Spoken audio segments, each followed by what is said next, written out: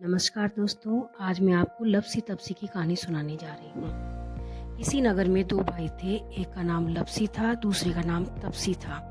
वे दोनों धर्म पुण्य में विश्वास करते थे। लप्सी रोजाना सवा सेर की लापसी बना के भगवान को भोग लगाता था और तप्सी अपनी तपस्या में मगन रहता था। एक दिन दोनों में किसी बात पे विवाद हो गया, तो उधर से नाराज जी गुजर रहे थे। उन दोनों को लड़ते झगड़ते देख के पूछा, बेटा क्या बात है? तब उन्होंने बताया कि बताओ, लप्सी बड़ा या तप्सी? तो नाराज जी बोले, इसका उत्तर मैं आपको कल दूंगा। तो नाराज जी ने दोनों की परीक्षा लेने के लिए दो सोने की अंगूठी बनाई और रास्ते में गिरा दी। तो जो तपस्वी था उसको अपनी तपस्या पे बड़ा घमंड था, लेकिन उसके बावजूद भी उसका ध्यान अंगूठी की तरफ गया और उसने अपने गोडे के नीचे उसको छुपा लिया था। लप्सी था, वो उसका नियम था कि रोजाना वो सवा सेर की लापसी भगवान को भोग लगा के और खा लेता था। तो उसने भी अंगूठी देखी थी, लेकिन उसका ध्यान उसकी तरफ गया नहीं और उसने अपनी लापसी बना के भगवान को भोग लगा के और खा लिया।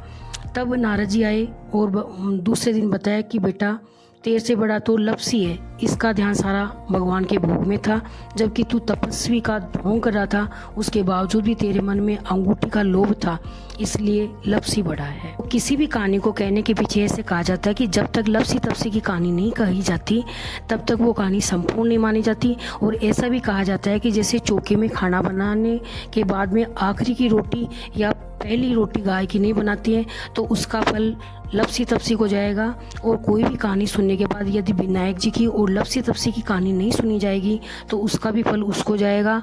और किसी को जिमाने के बाद में यदि दक्षिणा नहीं दी जाएगी तो उसका फल भी लप्सी तप्सी को ही जाएगा। तो इन सब बातों का ध्यान रखना चाहिए। धन्यवाद।